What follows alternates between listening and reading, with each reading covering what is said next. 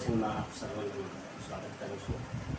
વિશેષ કરી આભાર માનું છું આપણા સર્વાદેવાળોનો, જેણે આધુનિક વચનમાં આપવા માટે મને તક આપી. આવા આપણે પ્રાર્થના કરીએ.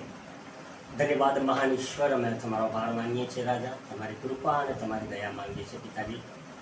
આજનું વચન પ્રભુજી સાંભળનાર દરેક લોકોના જીવનની અંદરમાં કાર્ય કરે પ્રભુજી. અને વિશેષ કરી પવિત્ર આત્મા મને છુપાવી તમે પ્રગટ થાઓ, મારા મુખમાં તમે શબ્દ બનીને આવો. આ વચન લોકોના જીવનમાં કાર્ય કરે એવું તમે થવા. સર્વને તમારા હાથમાં સોંપીને પ્રાર્થના પ્રભુ ઈસુ નાઝરીના નામથી માંગુ છું પિતા. હાલેલુયા. આજનો મારો વિષય છે, આપણા દરેકના જીવનમાં દેવની ઈચ્છા ચૂકી જવાનું નહીં.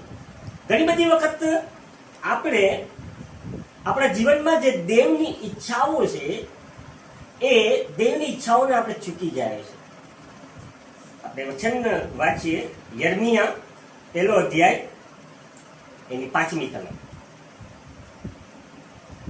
ગર્ભસ્થાનમાં ઘડિયા પહેલા મેં તને ઓળખ્યો હતો, અને ગર્ભસ્થાનમાંથી બહાર આવ્યા પહેલા મેં તને પવિત્ર કર્યો હતો.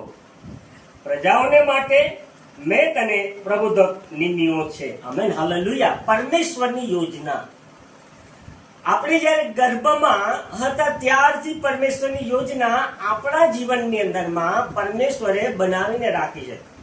પણ ઘણી બધી એવી બાબતો આપણા જીવનોમાં આવે છે કે આપણે દેવની યોજનાઓને આપણે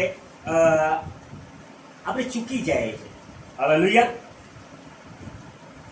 1 શમુએલ 8મો અધ્યાય એની 4મી કલમથી હું વાંચું છું, તમે સાંભળો. આથી ઇઝરાયેલના સર્વ વડીલો એકત્ર થઈને રામામાં શમુએલની પાસે આવ્યા. તેઓએ તેને કહ્યું, જુઓ, તમે હવે વૃદ્ધ થયા છો ને તમારા દીકરા તમારા માર્ગોમાં ચાલતા નથી, માટે બીજી સર્વ પ્રજાઓની જેમ અમારો ન્યાય કરવા માટે અમને રાજા ઠરાવી આપો. Amen, hallelujah. દેવની યોજના ઇઝરાયેલ લોકોના જીવનની અંદરમાં કંઈક અલગ હતી. હાલેલુયા. શમુએલ એ લોકોના જીવનની અંદરમાં જ ન્યાય કરે, પણ ઇઝરાયેલ લોકો ને એક અલગ રાજા જોતો હતો. જુઓ, જ્યારે ઇઝરાયેલ લોકો શમુએલની પાસે આવ્યા અને બીજો રાજા માંગ્યા. હાલેલુયા. ઘણી બધી વખત દેવ જે યોજનાઓમાં આપણને હલાવવા માંગે છે, અમુક વખતે આપણે એ યોજનાઓમાં હાલવા માંગતા નથી. આપણે પોતાની યોજનાઓ બનાવીએ છીએ અને પરમેશ્વરની જે યોજનાઓ છે એ ચૂકી જાય છે. જો પરમેશ્વર ઇઝરાયેલ લોકોને ગુલામીઓમાંથી કાઢી એક સારા દેશમાં લઈ આવ્યા, એક સારા અધિકારી એને આપ્યા, પણ એ અધિકારી એને ગમતો નથી, પણ એને બીજો રાજા આપજો. ત્યારે પરમેશ્વર શું કહે છે? જ્યારે આપણે દેવની યોજનાઓનો નકાર કરીએ ત્યારે પરમેશ્વર કઈ બાબતો જણાવે છે? આપણે વચનમાં વાંચીએ 7મી કલમ. અને યહોવાએ શમુએલને કહ્યું, લોકો તને જે કહે છે તે સર્વમાં તું તેમનું કહેવું સાંભળ, કેમ કે તેઓએ તને નકાર્યો નથી, પણ હું તેઓ પર રાજ ન કરું માટે મને નકાર્યો છે. Amen, hallelujah.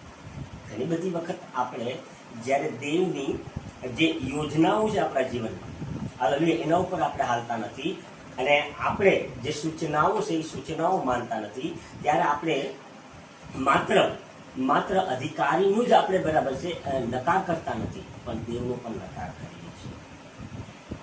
આપણા જીવનની અંદરમાં પરમેશ્વરે એક મોટી બધી યોજના બનાવી છે કે જે યોજનાઓમાં આપણે હાલીએ, પણ ઘણી બધી વખત આ જીવનની ચિંતાઓ અથવા સમસ્યાઓ, દુઃખ અથવા કોઈ એવી બાબતો આ યોજનાથી આપણને ભટકાવી દે છે. પણ પરમેશ્વરનું વચન આપણા માટે સ્પષ્ટ છે. ગર્ભસ્થાનથી માંડીને પરમેશ્વરે આપણને પસંદ કર્યા છે, આપણને પ્રબુધક એટલે આપણને એક સ્થાનમાં પ્રસ્થાપિત કર્યા છે. આપણે વચન અધ્યાય યોહાન 4 અધ્યાય એની 24મી કલમ વાંચું, તમે સાંભળો.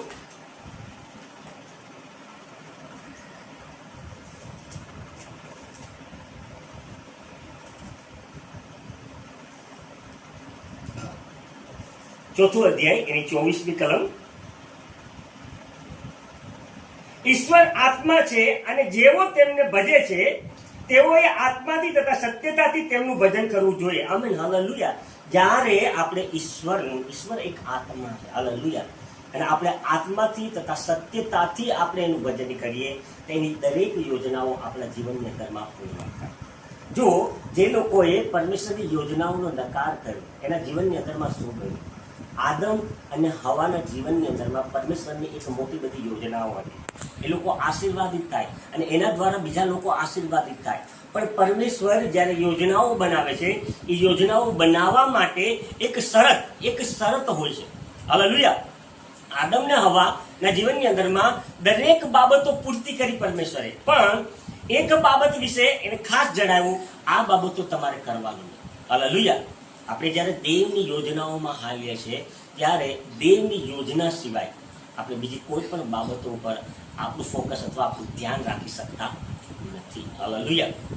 જ્યારે આદમ હવા જે પરમેશ્વરે નકાર કર્યો એ બાબતો વિશે હાલેલુયા જ્યારે વિચાર કરીને બાબતો કરી ત્યારે આ જગતની અંદરમાં પાપ આવી અને જે દેવની યોજના એના જીવનમાં હતી એ રદ કરવામાં આવી. દેવની યોજના હતી એ એદન વાટિકામાં રહે, એ ખુશ રહે, એને દરેક જરૂરિયાતો પૂરી કરવામાં આવે, પણ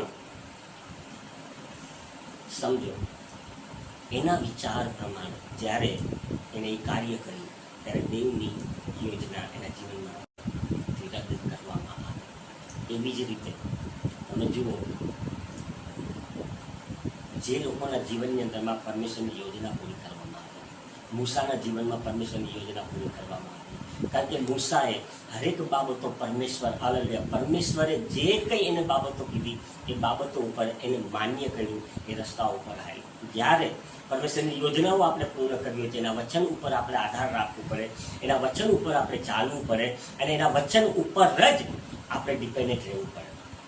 પરમેશ્વર હરેક પરિસ્થિતિઓમાં આપણને હલાવે છે. જેમ એલિયાને હલાવ્યા, દુકાળ સમયમાં પણ કાગડાઓ દ્વારા એમને મદદ કરવામાં આવી. જ્યારે ઈશ્વરનું માની અને એલિયા જ્યારે ગયા ત્યારે એની દરેક જરૂરિયાતો પૂરી કરવામાં આવે. એવી જ રીતે પરમેશ્વરની જે યોજના આપણા જીવનમાં જે યોજનાઓ પરમેશ્વર બનાવે છે એનેથી આપણે નકાર કરવાનો નહીં અથવા આપણે અણસમજુ થવાનું નહીં. હાલેલુયા. જો શેતાન ચાહે છે આપણે અણસમજુ થાય, પરમેશ્વરની જે યોજનાઓ છે આપણા જીવનમાંથી રદ જાય. હાલેલુયા. દેવ ચાહે છે આપણી ઈચ્છાઓમાંથી આપણે બહાર નીકળીએ. જ્યારે આપણી ઈચ્છાઓમાંથી આપણે બહાર નીકળશું ત્યારે આપણે દેવની ઈચ્છાઓ અને દેવે જે આપણા જીવનની અંદરમાં ઈચ્છાઓ રાખી છે એ આપણે પૂરી કરી શકશું. દેવ ચાહે છે આપણે આપણી ઈચ્છાઓમાંથી બહાર. હાલેલુયા. દેવ તમારા માટે નિયુક્ત કરેલું છે, હરેક બાબતો નિયુક્ત કરેલી છે. હાલેલુયા. એને બાઇબલની અંદરમાં જણાવવામાં આવ્યું છે એક નિર્ધારિત સમય આપણા જીવનમાં રાખવામાં આવેલો છે. જેમ ઇબ્રાહિમના જીવનમાં નિર્ધારિત સમય હતો, ત્યાં પહેલા એને ઘણું બધું સાંભળવામાં આવ્યું, એને ઘણું બધું સહન કરવામાં આવ્યું, પણ જ્યારે નિર્ધારિત સમયનો એને રાહ જોઈ, દેવની ઈચ્છાની રાહ જોઈ, ત્યારે એના જીવનની અંદરમાં ઘણી બધી બાબતો મળી. હાલેલુયા.